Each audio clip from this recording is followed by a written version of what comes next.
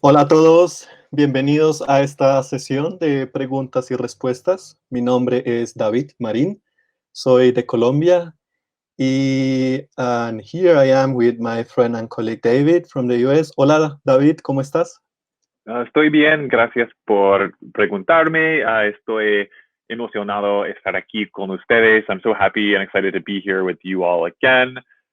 This has been so much fun, this question and answer series, and we are just delighted to be back bringing you a new topic this week. I'm broadcasting again from Tennessee in the United States, where I grew up, and we are ready to dive right in, I guess. If you're ready, David, we can get down to it. Yeah, let's do it. But just before we get started, we can also do a quick recap of what we saw last week. So just for you to remember that we saw words like este, esta, estos, estas, that mean these and these. And we saw also words like ese, esa, esos, esas for these, for that and those. And we had also a sentence for today, just to start to warm up, where we had to pick the right demonstrative pronoun. So in this case, we saw we had this question. Let me put it here on the screen. Tú eres Carlos. Sí, es correcto. Are you Carlos? I see. I posted here in the, yeah, cool. Right there. So, ¿tú eres Carlos? Sí, es correcto. So, just for you to remember that we have those words to talk about certain things that we use in order to refer to things in the distance. And here we have a special sentence where we see, for example, that Jerry says the right answer is eso. I think we can go straight away with the right answer. So let's put this here. Yeah, Jerry, you are right. The right word here to put in the gap is eso. ¿Tú eres Carlos? Sí, eso es correcto. Here we see that eso refers to the whole question. So it's something that it's like not referring to a specific object, to a specific noun. In that case, if we were speaking about the book, for example, we would say, este libro es tuyo. Then I would say, sí, este libro es mío. In this case, we are using a neutral personal, demonstrative pronoun to refer to the whole question. Yeah, this is true. This whole information is true. So I think this is a quick intro, a great sentence to start the day, because today we are talking about the verbs ser and estar, which both mean to be in English. So, David, why don't you tell us why this is very difficult for all the Spanish learners?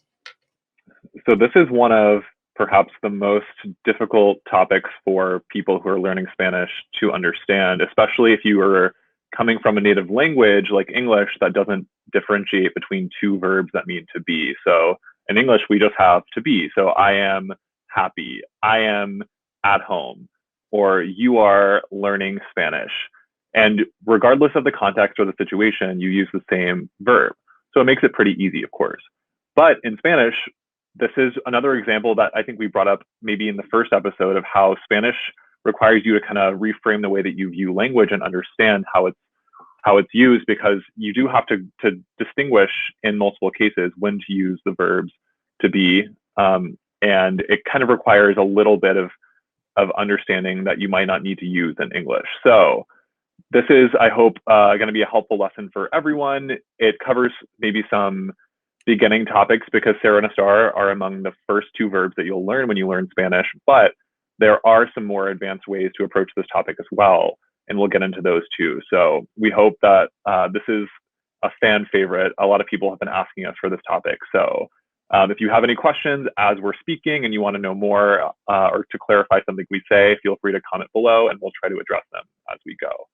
But let's go ahead and just dive right in. So like we said, there are two verbs in Spanish that mean to be, and those verbs are ser and estar. So when we talk about the verb ser, we're going to display on the screen a couple of the major use cases in which you will use this verb as opposed to a star. So we see that when it comes to using ser, some of the main contexts in which you'll use it are for identity, so talking about yourself and who you are or who someone else is, profession or jobs, careers, vocations, origin, so where you come from or where something comes from, general, so unchanging or permanent characteristics and properties. So these are ways of describing people or things that generally remain the same and are inherent to the essence of that thing. So it can be talking about who David is as a person, or maybe even what a certain object like a book is in terms of its color or its length or something along that nature. Yeah. So we have a couple of examples that we can show to you right now of how to use the verb ser in context. And you'll see a couple different conjugations. So that means that because ser is an irregular verb, you have different forms that you'll have to memorize as you go along for each personal pronoun, whether it's yo, I, whether it's to, you, or all the other different forms. So we'll see these come up in the example sentences, but let's go ahead and display them. Yeah. So I can start with the first sample sentence that we collected here. And this applies to me. Soy David, soy de Colombia, y soy traductor. So I was introducing myself. I am David. I am from Colombia, and I work as a translator. I am a translator. So in all of the cases, we see that I'm referring to something that it's not changing over time. So my name was, is, and will be David. My origin will be always Colombia. I'm always from Colombia, even though I can change the passport. But I was born here, and I am a translator. We can change professions, of course, but this is something that is in our heart. It is something that I kind of was fighting for during many years at school, at university, at college. So this is a profession, and this is why we say I am identified with this profession. This is my identity, translator. So here I always say use the verb ser with the verb with for the personal pronoun yo. But as we saw in the first episode, personal pronouns are dropped when we see the verb. So the verb helps us also understand who I am talking about. In this case, myself. So I'm David. I'm from Colombia, and I am a translator. You can also do the same. You can also maybe start using the verb ser for these specific characteristics that belong to you, so that you kind of learn them by heart. But we see also more examples, like, for example, las manzanas son rojas, or David es mi amigo. Here we are talking about a property, a characteristic, the red apples. The apples are red, and David is my friend. So in both cases, we use also the verb ser, conjugated for the specific noun. In this case, we have las manzanas, ellas son, and David is a third person. David es mi amigo, is my friend. And here we have also more sentences, like el concierto es a las 8. When is the event taking place? At 8 o'clock. So in this case, we will also use the verb ser to talk about a specific, about time. But we can also use the verb ser in the case where we ask, for example, where the concert is. So in this case, we are talking about an event taking place, not about a specific place, which is going to be the topic for the next verb, for the verb estar. So I hope this is clear, and if you don't have any questions so far, we can skip to the next verb, which is when to use the verb estar. So, David, when do we use the verb estar? So a star kind of captures the other meanings of to be that you wouldn't get when you use ser. So there are just a couple of main ones that we can highlight that are the most clear to me because I use them most often with a star, and those are location. So when we talk about where something is, And that is different from the example we just mentioned with Ser, where is the concert, donde es el concierto, because that's actually where something takes place. So when we're talking about the physical location where something can be found, even if that changes or can change in the future, especially if that can change in the future, I mean, we use estar because that is a more temporary meaning of to be. So when I say yo estoy en casa, I am at home, that can change in the future. Nosotros estamos en casa, we are at home. We use the verb estar because it captures a more temporary or changing state of being. So then if we go back to the use cases of estar here, we can see it's also used for progressive forms. And that's just a fancy way of saying that something is being done or something is happening. And it's usually in English what we would describe as a verb ending in ing. So doing something, writing, reading. ¿Qué estás haciendo? So to form the progressive form in Spanish, we have this ending, endo or ando for verbs that end in ar. So you have the main verb, in this case, hacer, to do or to make. And then when you attach the ending yendo to it, you get haciendo, which means doing. So then you use the verb estar. And then with the verb, when you conjugate it in the second person singular form, estás, which means you are, you get the form, what are you doing?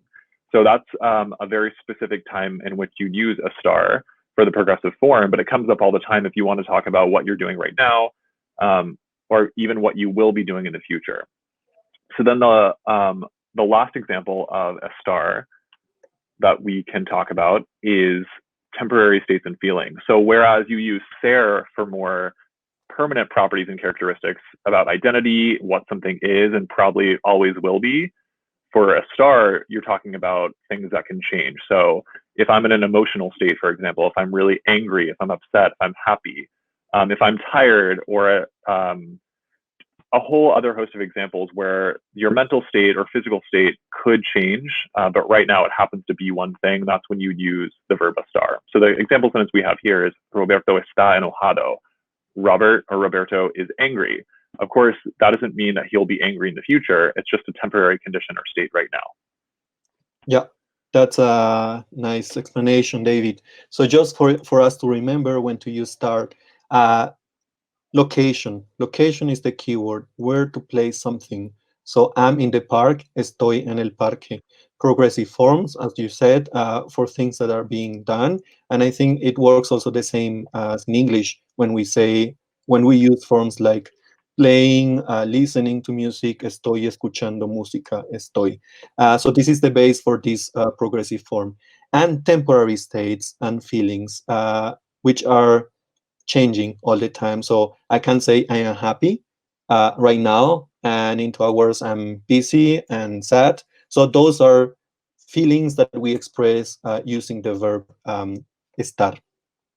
And just remember that start is a verb that is not properly regular. It only changes for the first person singular. For yo, you say, for example, yo estoy, but for the other personal pronouns, it's we have an irregular regular conjugation. Tú estás, él, ella, usted está, etc. So Right. these are the cases when we use both verb ser and estar. So as opposite to estar, just remember ser refers to identity, profession, origin, general and changing or permanent characteristics and properties. This is the key. So as a suggestion for everyone, let's try to come up with sentences that we can apply also to ourselves. What is your profession? You can say, soy profesor, soy traductor, soy many things. And where am I? Estamos en casa, for example, estoy en casa. So this is a good way to learn the difference. But David, we have also a collection, a little list of adjectives, little words that we use to describe not only feelings, but also characteristics in general, that we can use with both verbs and ser and estar. But sometimes the meaning changes. So it's very important to keep this in mind in order to use the right verb in the right context. And let's start with the word listo. So listo has two meanings depending on the verb that is next to it. So if we use ser listo, we would express to be clever. So I can say soy listo, and I'm saying I'm clever. But estar listo means something different, which is to be ready. Estoy listo means I'm ready. What other cases do we see, David? And I liked also the next example because it takes an adjective that's very it's very useful in those days on those days of lockdown. Aburrido. What does it mean? So when you have the word aburrido or any of its forms, aburrida, aburridos, aburridas, after the verb ser, it means to be boring. So you see again, just like when you have the verb or the word listo, the adjective listo, it describes a more permanent characteristic about somebody or something if it follows the verb ser. But if it follows the verb estar, the same exact word aburrido, it means to be bored because that's the way that you express a more emotional or mental state, and that can change. Whereas someone who is boring or something that is boring is likely to be boring not maybe forever, and that could change, but it's more of a characteristic or identity marker than it is just to be bored. So that's just one of my favorite examples that you can use. And if you're a common mistake, I think, for English speakers who are learning Spanish is to confuse words just like this. So if you were trying to say, oh, I'm in a state of boredom, I am bored, but you say, yo soy aburrido, then a Spanish speaker, a native speaker might laugh at you and because you're calling yourself boring instead of just saying that you're bored. So you got to be careful not to confuse the two. Yeah. But David, let me also tell you that Spanish speakers learning English also make the same mistakes. So Mm. it's also very complicated to make the difference here. But yeah, right. So it's better to learn how to say to be bored, estar aburrido, because I guess you are not boring, I guess. But so these are two of those adjectives. It's a very little list of adjectives that change their meaning depending on the verb that is being used. But we have also other adjectives that we can also use with both verbs ser and estar, and the meaning doesn't change. So let's start with this example: ser casado, ser casada, versus estar casada, or casados, casadas. Uh, Both mean to be married, and you can use this adjective casado with both verbs, and the meaning won't change. I think this is more or less a regional difference. In Spain, they prefer to use the verb ser casado, and in Latin America, we tend to use the verb estar. And this is also something that applies to the next example that we brought to you, which is the word caro and cara, which means expensive. So here we can also use both ser and estar without changing the meaning. Something is expensive, algo es caro, algo está caro. And here again, we have also some regional differences. In Spain, people use ser caro, algo es caro, whereas we use in Latin America estar caro because we tend to think that prices can also change. That's why we use the verb estar. Yeah, great explanation, David. I think if anything, the fact that you can use either verb with certain adjectives like caro or casado just goes to show that there aren't hard and fast rules governing when you have to use each verb. In some examples, there are, of course, and we talked about those before. But there are some exceptions where it's just regional differences that govern when you'll use one versus the other. So just an important thing to keep in mind as you're learning, so that you don't unnecessarily get confused or think that that there's one rule that you must follow all the time with certain adjectives like these, because you can sometimes interchange them and it will be just fine. Yeah, yeah, yeah. You're right. So I think just to finish this topic, let's review conjugations of both verbs. And let's start with ser, which is the most irregular one of both of them. We have the verb ser, conjugated for yo soy, as we saw in the examples. Tú eres, él, ella, usted es, nosotros, nosotras somos, vosotros, vosotras sois, for those of you who are learning European Spanish. And in the end, we have ellos, ellas, ustedes son. So as you can see, the verb forms are very irregular. But this is not the case for the verb estar, which is only irregular in the first form, as I said before.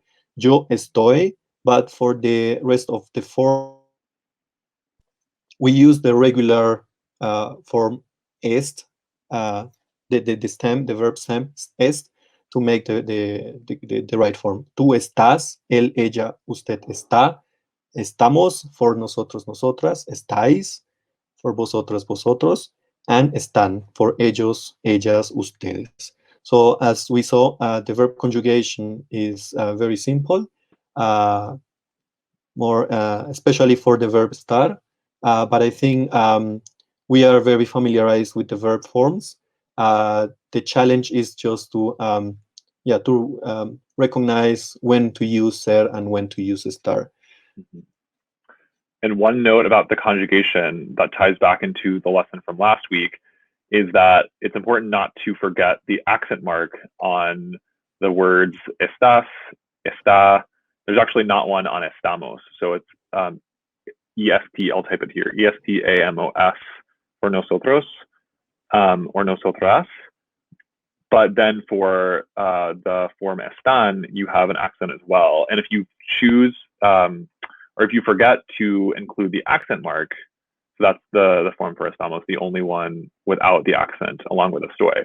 But if you forget the accent mark on estás or esta, it actually turns into the word estas or esta, which, as we discussed last week, means these or this in the feminine form. So just a small note about writing and spelling and the stress on the second syllable. That's the accent mark kind of lets you know that you'll be putting more emphasis on that syllable rather than the first syllable, esta or estas.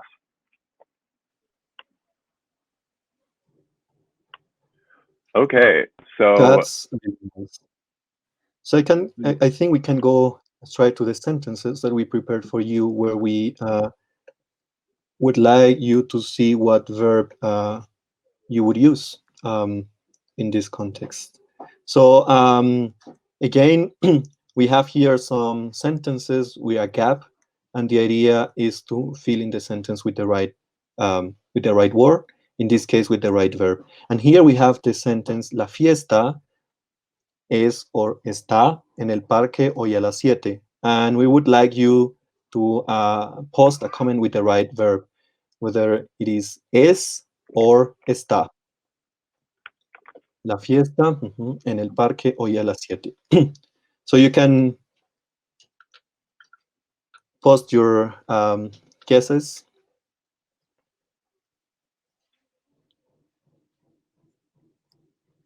Ooh. This one's a tricky one for sure. This is a tricky one. Yeah.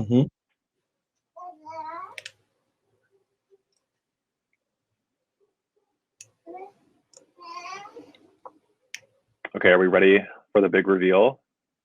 Okay, I think a lot of you are going to be surprised and maybe a bit unhappy, but the correct answer, I see Jackie has it, is S.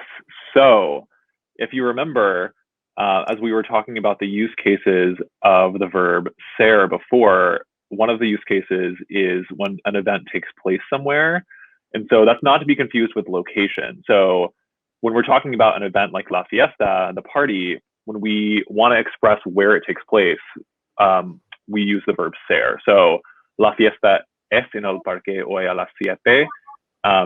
If we wanted to say something about maybe the tree is in the park, el árbol está en el parque, because the tree has a fixed location, maybe that'll change. But when we talk about location of a thing or an object or a person, that is when we use Estar. When we're talking about something taking place, that's when we use S.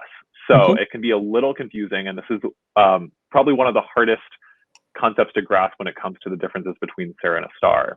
Yeah. But that was a very tricky question. Exactly. So as you were saying before, we use Estar for locations to place something, but in this case, we are talking about an event. So events need the verb ser. Yeah, where is the party? In this case, ¿dónde es la fiesta? And the answer would be la fiesta es en el parque a las 7. So don't get confused by that. We know this is a very difficult example, but let's go with the next sentence, which is this one. Nosotros escribiendo una novela. What would be the right verb here? ¿Estamos or somos? And again, you can post your guesses.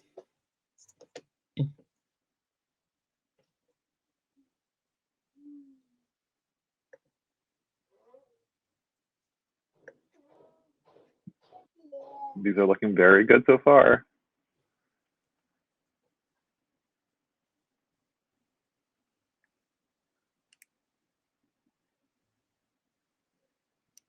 Great work, everyone. That's These are great. looking really good. Okay, so it looks like everyone or almost everyone got the right answer. So let's display from Erin. She says estamos, and that is exactly correct. So as we were explaining before, for progressive forms, to talk about something that is taking place, what would be, the ing form in English, you use estar. So when we want to say we are writing a novel, nosotros estamos escribiendo una novela. Mm-hmm. Good job to everyone who answered that correctly. That was great. That's great. And as usual, we have also some homework for the next session.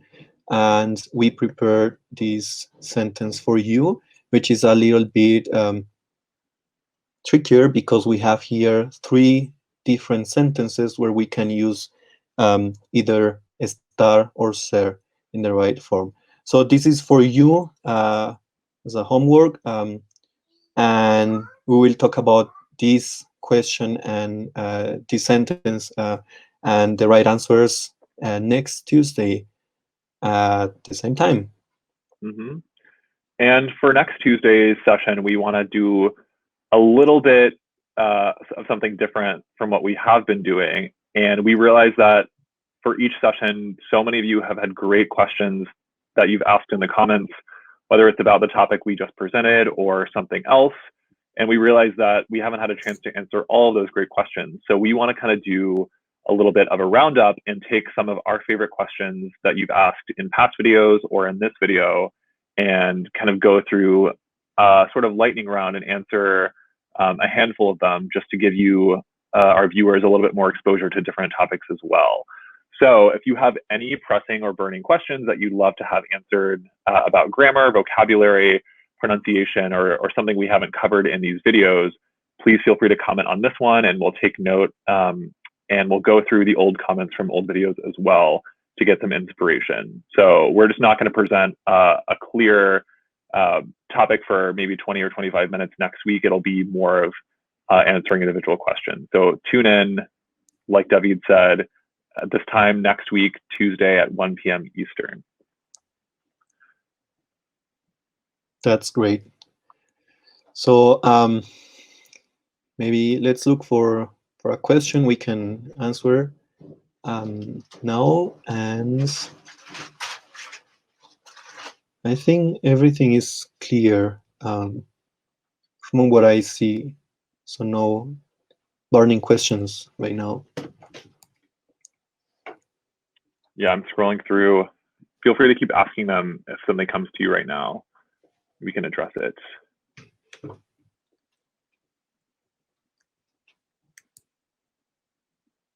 It looks like Gail asked this question. Soy psicología. to describe. Oh, sorry. That's okay. To describe being a psychologist, and that's correct. So as we mentioned with verbs or with the verb ser, that's when you'll describe a profession or a job that you have. So if you're a psychologist, you would use soy to say I am, and then whatever the career that comes after it, like David said earlier, soy profesor, or if you're a lawyer, soy abogado, abogada, whatever it may be.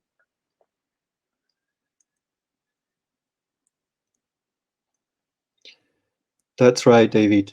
Here I see also a good definition of when to use the verb ser and the verb estar. And this is in Spanish. Jen writes, el verbo ser es para la presentación. The verb ser is used to when you are introducing yourself. And the verb estar is to place something, to talk about a place. But as we saw in the first example sentence that we brought as a test, if we are talking about an event where an event is taking place, in that case we will use the verb ser.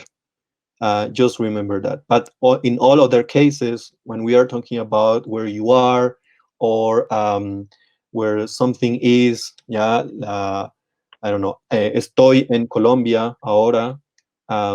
In those cases, we will use the verb estar. And then Marge asks, what about a temporary job? Like, I'm a waitress for the summer. Would you use estar for that? So actually, no, you would still use the verb ser, even if you think that your job might not last forever. That's just a rule about ser versus estar, is that ser is used for profession. So soy mesera, soy camarera, to say I'm a waitress. But you could also add on to that sentence and say, oh, it's just for the summer or for a few months. And that'll make it more clear that it's not a forever position as well. Yeah, that's right. That's right. It's a profession, so I would say in Spanish, soy camarero por el verano. Okay, well, I don't see any more questions right now, but I'll use this time to. Oh, go ahead. I'm sorry, David. Yeah, Lee is asking if ser is for location, why is it estar the bathroom? Here again, location is expressed with the verb estar. It's only for the cases when we are talking about an event. Where is the concert? ¿Dónde es el concierto? But in all other cases, we use the verb estar. ¿Dónde está el baño? Alemania está en Europa. Tú estás en Tennessee. In those cases where we are describing the place we are in, we will use the verb estar. Okay. So, like we said, to prepare for next time, we have our homework sentence and we have the open call for questions. So like we said, we will be answering as many questions as we can get to in the next session, whether it's about this topic, ser versus estar, something in the past, or something completely different. In the meantime, if you want to stay connected with us, feel free to reach out on social media at Babel USA on Twitter, Instagram, and you know where to find us on Facebook. You can also log into our Quora space called Everything Language, and that's a great place to find resources for learning Spanish or any other language and connect with users who are learning the same language or other ones. So I'll post the link to that here. And of course, you can also check out Babel Magazine, which is a great collection of articles that we update every day about language learning, whether it's Spanish or something else. So feel free to get in touch with us or post comments again, like we said, on this video right here, and we can try to address some of the best questions next week. That's right, David. So it was a pleasure for me to be here with you, answering, introducing this topic to our Spanish learners, and I'm always looking forward for the next week. Thanks everyone for tuning in. We'll see you again soon, and have a great rest of your week. Adios. Adios.